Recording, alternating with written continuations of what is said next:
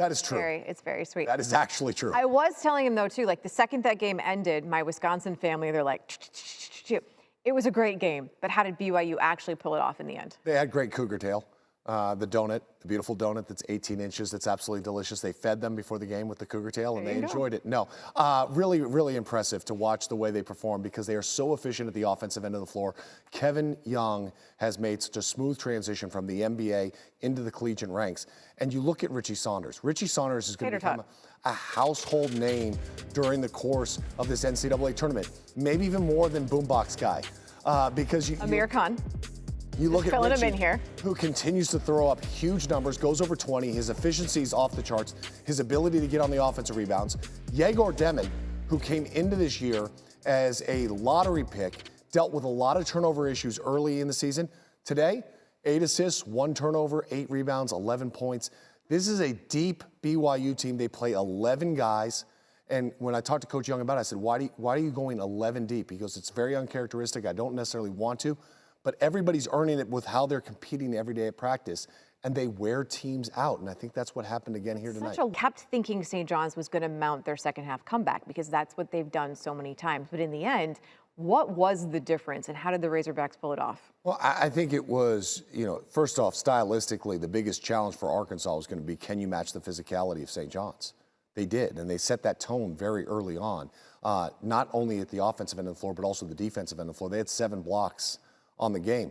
But I think you look at the second half, they made 11 field goals, Arkansas did. 10 of them were in the paint. Like, they only made 1 shot outside the paint the entire second half. They played with pace, they were aggressive, and sometimes when you get into the fight with the bully on the schoolyard, if you take the fight to the bully, you end up knocking the bully out. Okay.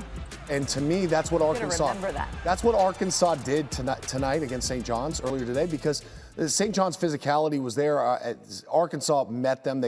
They just step for step were like, hey, you're not going to push us around.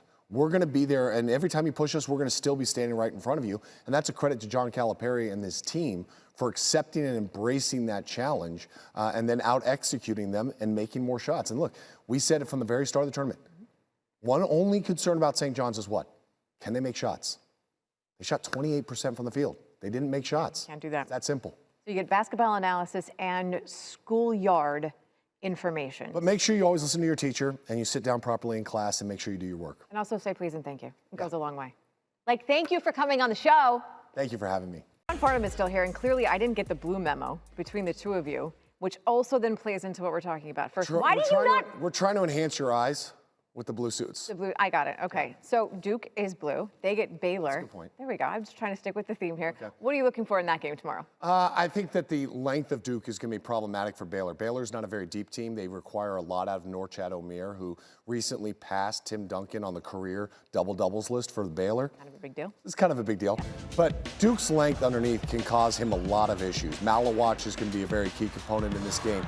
If there's one thing that has hurt Norchad Omier over the course of the year, is getting into foul trouble. They have absolutely no depth behind them, so I anticipate that Duke is going to come out. They are going to attack through the paint and build their offense through that. I think the Duke Blue Devils' talent and attack will be too much for Baylor tomorrow. Plus, if all is still well with Cooper Flagg's ankle, then looked pretty good the other day. Indeed. Okay, we also have the 7-2 matchup between St. Mary's and Alabama.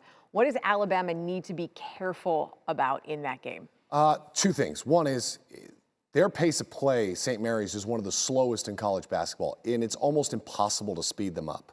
So you can't rush your shots and all of a sudden miss a couple long threes, because they're going to go down the defensive end, put you on defense, and run you through 27 ball screens. The other thing that they do really, really well, Nicole, is they're the best total rebounding percentage team in all of college basketball. Alabama gave up 16 offensive rebounds to Robert Morris the other day.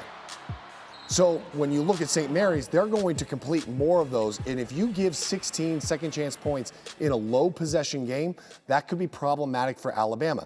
Now, on the flip side of things, St. Mary's has had some turnover issues the last 2 games. They turned it over too much in the WCC championship game against Gonzaga.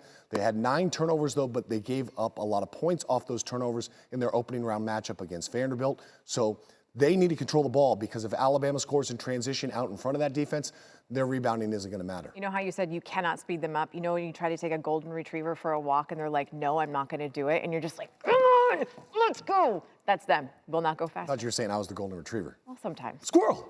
Scratch behind the ear. We've already lost.